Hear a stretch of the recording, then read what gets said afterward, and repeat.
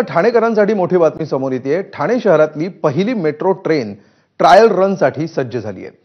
उद्या मुख्यमंत्री देवेंद्र फडणवीसांच्या उपस्थितीमध्ये ट्रायल रन होणार आहे आणि ट्रायल रन नंतर मेट्रो लवकरच ठाणेकरांच्या सेवेसाठी धावणार आहे। यामुळे ठाणेकरांना मोठा फायदा होणार आहे। घोडबंदर मार्गावरील गायमुख ते विजयनगरी असा 3 ते 3.5 किलोमीटरचा पहिला मेट्रोचा ट्रायल रन असणार आहे।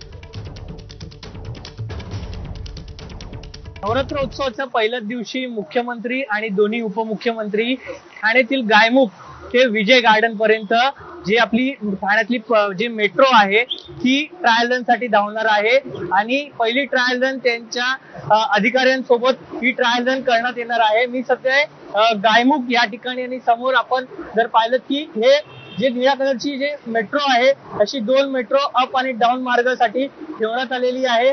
वर्ष अखेर या जे 10 स्टेशनवर ही मेट्रो धावणार आहे आणि त्यासाठीच उद्या मुख्यमंत्री आणि दोन्ही उपमुख्यमंत्री या ट्रायल रन साठी येणार आहेत।